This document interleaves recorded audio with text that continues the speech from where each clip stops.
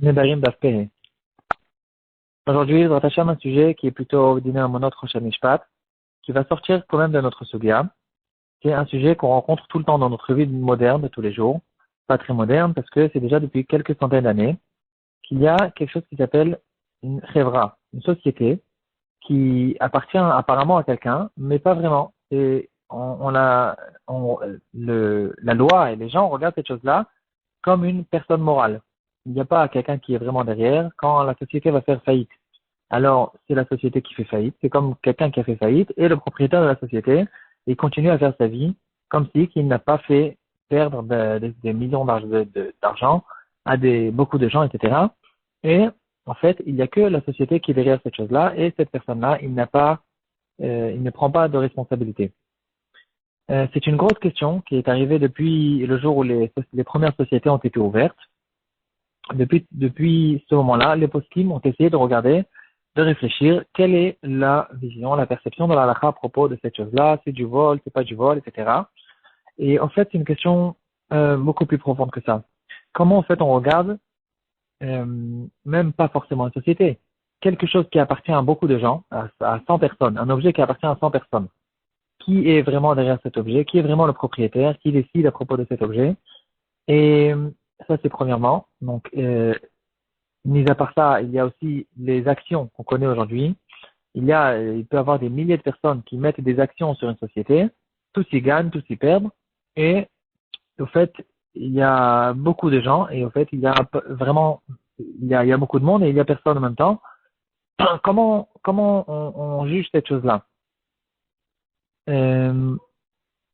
Donc ça, c'est bien sûr, on va essayer un tout petit peu de toucher. C'est des grands sujets.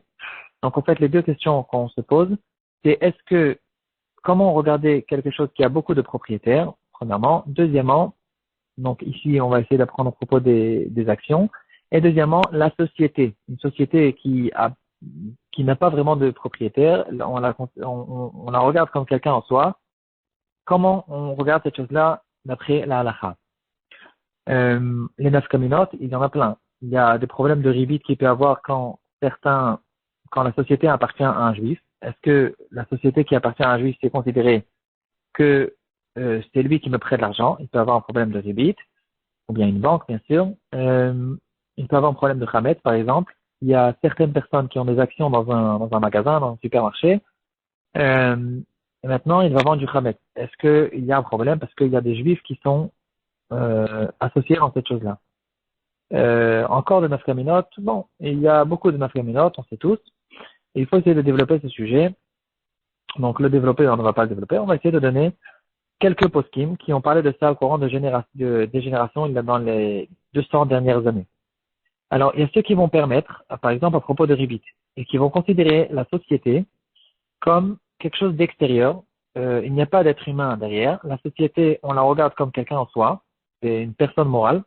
Et donc, si c'est comme ça, puisqu'il n'y a personne derrière, il n'y a pas de problème, non seulement de problème de vol, de gazelle, et en plus de ça, il n'y aura pas non plus de problème de ribit. Donc, on va parler surtout de ribit.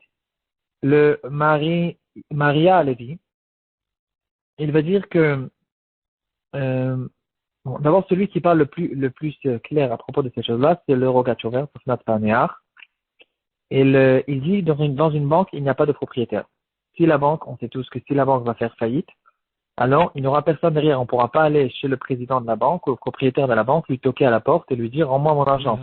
Lui, il ne se trouve pas derrière l'argent. Donc on voit clairement que la banque, c'est la banque. En fait, c'est l'argent, c'est quelque chose qui est très bizarre parce que de partout dans la Gemara, dans le Shulchan Aruch et tout ça, il y a ou de l'argent qui est efker, qui n'appartient à personne et que tout le monde peut la prendre, ou bien de l'argent qui appartient à quelqu'un, à un être humain.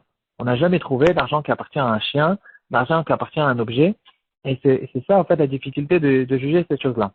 Mais de manière générale, dans les dîners mamonotes, même si c'est quelque chose qui n'existait pas avant, il y a beaucoup de choses qui dépendent, en fait, des minagim, de la manière où les choses ont évalué au courant des générations.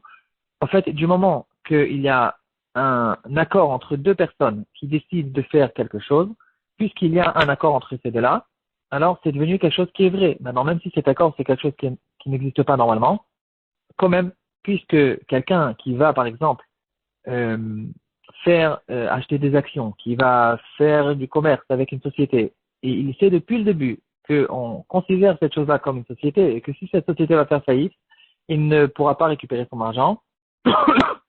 Donc, c'est devenu quelque chose qui est vrai. Puisque c'est ça, c'était ça son accord, c'est comme si qu'il a été d'accord, puisqu'il a été d'accord en fait depuis le début, pardon, alors c'est devenu quelque chose de vrai. Donc, en revenant au ribit, il dira le Tofnat Paneach, il n'y a pas de problème de ribit dans les banques. Faites attention, écoutez le show jusqu'à la fin parce que la majorité des postes ne sont pas d'accord avec ça. On va juste ramener tous les avis. Aujourd'hui, on fait très attention à ribit, à toutes sortes de sociétés, toutes sortes de banques, et on fait un Eteriska pour se contourner le problème de ribit. En tout cas, le Tofnat Paneach, il pense, la banque n'a pas de propriétaire, euh, et il ramène même un exemple que la Gemara va ramener. Si je je prête, j'emprunte du Ekdesh, la possession du Ekdesh, j'emprunte de l'argent, il n'y a pas non plus de problème de ribit. La raison, elle est simple, parce que le Ekdesh, ça n'appartient pas à un être humain, ça appartient entre guillemets à Hachem, et donc, ici, il n'y a pas de problème de ribit. Le problème de ribit, il est entre deux juifs. Donc, non seulement entre deux personnes, mais en plus de ça, entre deux juifs. Ici, c'est même pas considéré qu'il y a une personne derrière, et donc, il n'y a pas du tout de problème de ribit. La banque n'est pas un juif. Même si le propriétaire est peut-être un juif. Ou bien qu'il y a des actions de juifs dans cette banque. Le Igrot Moshe, il va nous faire la remarque qu'il faut faire très attention à propos de cette chose-là. Cette permission pourra nous permettre que de prêter de l'argent à la banque. Parce que je prête de l'argent à quelqu'un qui n'est pas quelqu'un et qui n'est bien sûr pas un juif. Par contre, d'emprunter de l'argent de la banque, puisque moi, en tant qu'être humain, donc moi qui emprunte l'argent, je suis un être humain, j'espère bien, et je suis juif en plus de ça.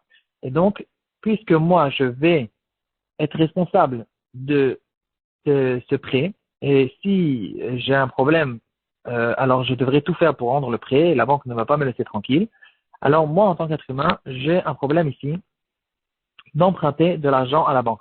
Je pense que le Tofnat Paneach, il permet de toute façon, mais le Grotte Moshe, il va me dire, puisque ça dépend en fait de la responsabilité de la personne, la banque ne prend pas de responsabilité parce que c'est la société qui prend la responsabilité, c'est pas une personne, mais moi qui prends la responsabilité de l'emprunt que j'ai fait, alors ici, il y a un problème de ribit quand j'emprunte de l'argent. Bon, c'est des sujets qui sont très profonds, très vastes, très grands, on touche un petit peu les points. Il y a une autre svara qui a été ramenée par le Maria à Lévi.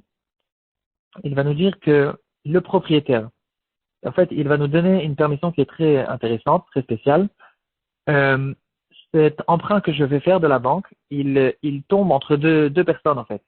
Il y a le propriétaire ou le président de la banque qui sont peut-être propriétaires. Eux, ils ne me donnent pas le prêt directement. Celui qui va me donner le prêt, c'est la personne qui se trouve derrière le guichet et qui n'a aucune possession, bien sûr, dans la banque. Et lui, il n'est pas considéré comme l'envoyé de son boss, du propriétaire de la banque. Il travaille en fonction de toutes sortes d'habitudes de travail, toutes sortes de manières comment on l'a appris à travailler. Et donc, ici, le propriétaire ne me fait pas le prêt. Donc, s'il est juif, c'est pas lui qui fait le prêt. Le goy qui se trouve derrière le guichet, c'est lui peut-être qui me fait le prêt. Et donc, ici, il n'y a pas de problème. Bon, c'est quand même un éther qui est spécial, il faut l'étudier. Dans le Shut Bet Yitrak, il va relever la question à propos d'une société où il y a beaucoup de gens qui ont mis des actions là-dedans. Alors, qu'est-ce qu'on fait avec ces actions? Est-ce qu'il suffit un juif pour interdire toute chose qu'on va faire pendant Shabbat ou encore une fois dans Ribit? Alors, il va dire, on va tout simplement d'après la majorité. Si la majorité des gens sont des goyim, c'est permis. Ça ne veut pas dire pour autant qu'ils parlent de Pessah ou de Shabbat. Il faut essayer en fait, chaque sujet, il faut l'étudier en soi. Donc, pas tout dépend de tout. Mais point de vue Ribit, si la majorité des propriétaires de la banque sont des goïms, c'est permis. Le Minchat Yitrak, c'est déjà un possèque de notre génération. Il va nous dire qu'il faut que et le propriétaire et celui qui a les décisions, il soit juif. S'il n'est pas juif, s'il est juif, c'est interdit. S'il n'est pas juif, c'est permis. Donc, on sait très bien que dans les actions, il y a ceux qui donnent des décisions, qui ont beaucoup d'actions, ceux qui ils ont peut-être des actions, mais ils n'ont pas leur mot à dire dans tout ce qui se passe dans la société. Et donc, il va nous dire le Minchat Yitrak, pour que ça soit interdit, il faut qu'il soit considéré comme propriétaire et qu'il soit vraiment quelqu'un qui est bien enfoncé dans la société et qui a son mot à dire. Ça, c'est ceux qui vont permettre, qui vont parler de ça. Ceux qui interdisent, c'est quand même la majorité des poskim, et surtout des poskim de notre temps, parce que c'est des choses qui peuvent évaluer, qui peuvent changer en fonction des lois, etc. Le Kitur Shulchan Aruch, le Ben Ishraï, le Maharsham, Minchat Yitzhak de notre temps, Shevet Alevi, Minchat Shlomo, Rav Shlomo Zalman Auerbach, et d'autres encore. La majorité des poskim, en fait, ne sont pas d'accord, et ils vont dire qu'il faut faire attention que quand le propriétaire de la banque est juif, alors il y aura un problème de ribit. Donc, il faut faire, on fait bien attention à ces choses-là. Ils vont demander de faire un Eteriska.